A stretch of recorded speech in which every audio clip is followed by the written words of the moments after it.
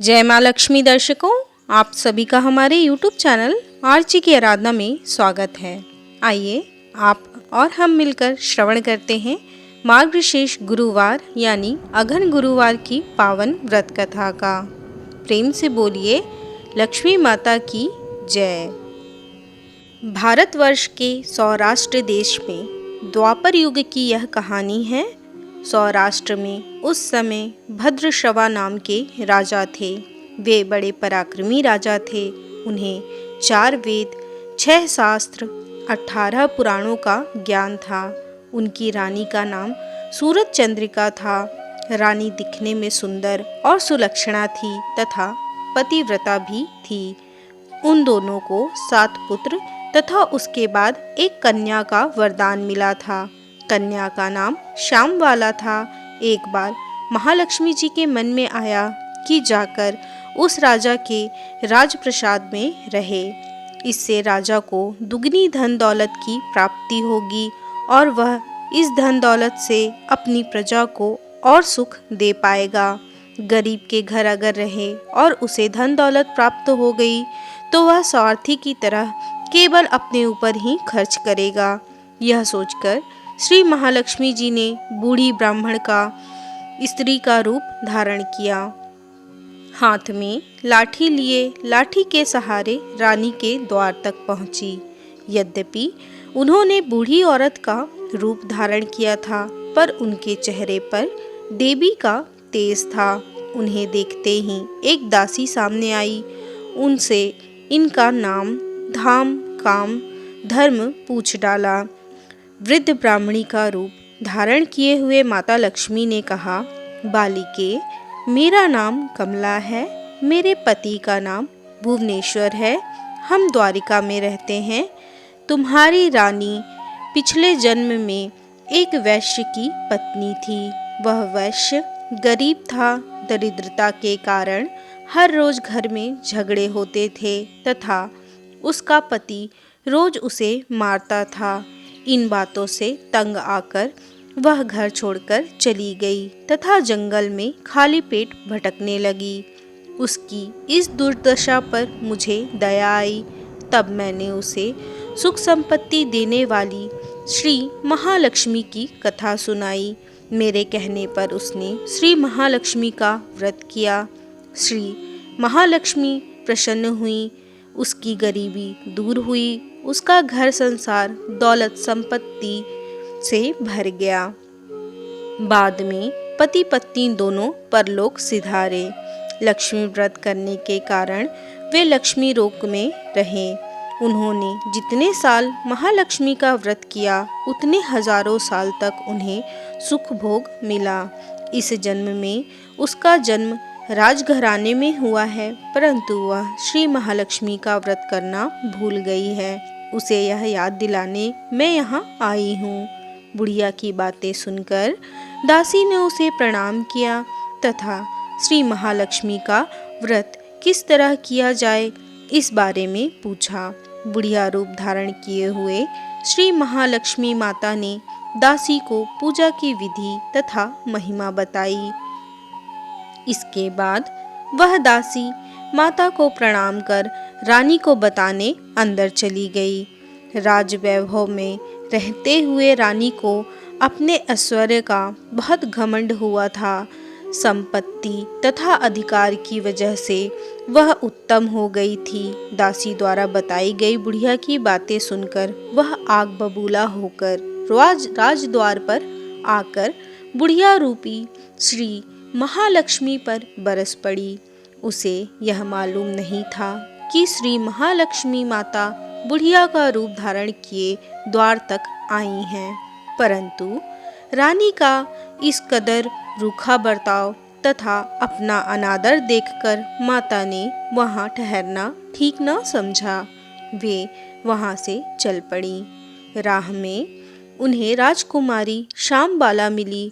उन्होंने श्यामबाला को सारी बात बताई। श्यामबाला ने अपनी ओर से श्री महालक्ष्मी माता से क्षमा मांगी। माता को उस पर दया आई। उन्होंने श्यामबाला को श्री महालक्ष्मी व्रत के बारे में बताया।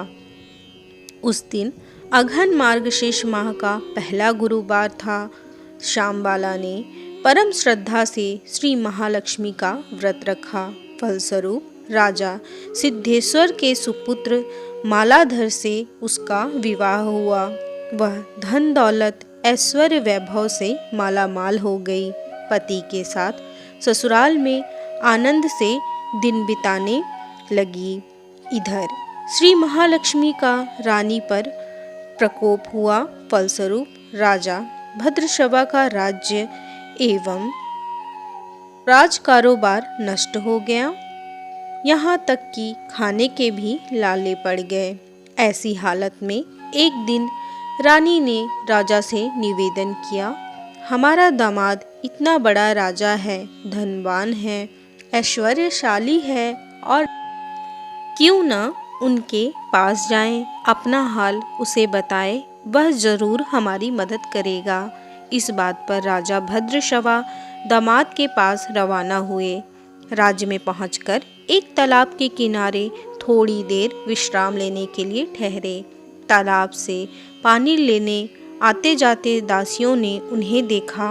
उन्होंने विनम्रता से उनकी पूछताछ की। जब उन्हें यह मालूम हुआ कि वे रानी श्यामबाला के पिता हैं, तो दौड़ते हुए जाकर उन्होंने रानी को सारी बात बताई। रानी ने दासी के हाथ राज परिधान भेजकर बड़े ठाठ से उनका स्वागत तथा आदर सत्कार किया। खान पान कराकर जब वे लौटने लगे तो सोने की मोहरों से भरा घड़ा दिया।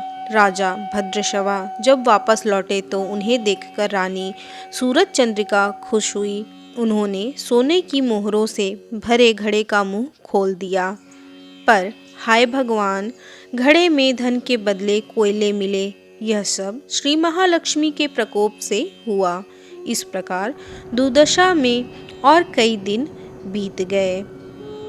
इस बार रानी स्वयं अपनी कन्या के पास गई। वह दिन अघन मास का अंतिम गुरुवार था। श्यामबाला ने श्री महालक्ष्मी का व्रत किया, पूजा की, अपनी माता से भी व्रत करवाया। इसके बाद रानी अपने घर आई। श्री महालक्ष्मी का व्रत रखने पर उसे फिर से अपना राजपाट, धन दौलत, ऐश्वर्य प्राप्त हुआ। वह फिर से सुख शांति आनंदमय जीवन बिताने लगी। कुछ दिनों बाद राजकन्या श्यामबाला अपने पिता के घर आई। उसे अपने घर देखकर सूरज चंद्रिका को पुरानी बातें याद आ गई। यह कि श्यामबाला ने अपने पिता को घड़ा भर कोयला दिया था और उसे तो कुछ भी नहीं दिया था। इसी कारण श्यामबाला को पिता के घर आने पर उसका कोई आदर आतिथ्य नहीं हुआ, बल्कि अनादर हुआ। पर उसने इस बात का बुरा नहीं माना। अपने घर लौटते समय उसने अपने पिता के घर से थोड़ा नमक ले लिया। अपने घर लौटने पर उसके पति ने पूछा, अपने मायके से क्या लाई हो? इस पर उसने जवाब नहीं दिया। वहाँ का सार लाई हूँ। पति ने पूछा, इसका क्या मतलब हुआ? श्यामबाला ने कहा, थोड़ा धीरज रखें, सब मालूम हो जाएगा। उस दिन श्यामबाला ने सारा भोजन नमक डाले बिना बनाया और परोसा। पति ने खाना चखा। सारा खाना नमक के बिना था, इसलिए खाने में स्वाद न आया। फिर श्यामबाला ने थाली में नमक डाला। इससे सारा भोजन स्वादिष्ट लगने लगा। तब श्यामबाला के पति से कहा, यही है वह मायके से लाया हुआ सार। पति को उसकी बात सही लगी। फिर वह दोनों हंसी मजाक करते हुए भोजन करने लगे।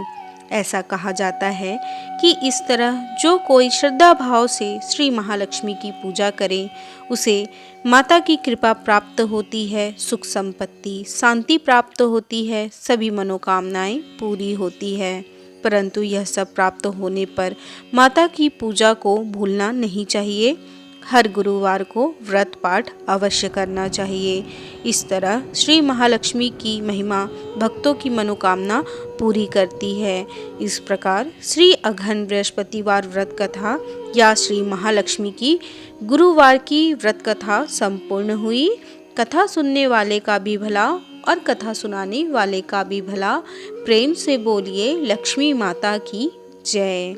उम्मीद है आपको हमारे द्वारा सुनाई गई कथा पसंद आई होगी। अगर आपको हमारा ये वीडियो अच्छा लगा हो तो हमारे वीडियो को लाइक करना बिल्कुल ना भूलें। साथ ही साथ बेल आइकन को भी प्रेस कर दें ताकि आपको और ऐसे नए नए वीडियोस मिलते रहें। धन्यवाद।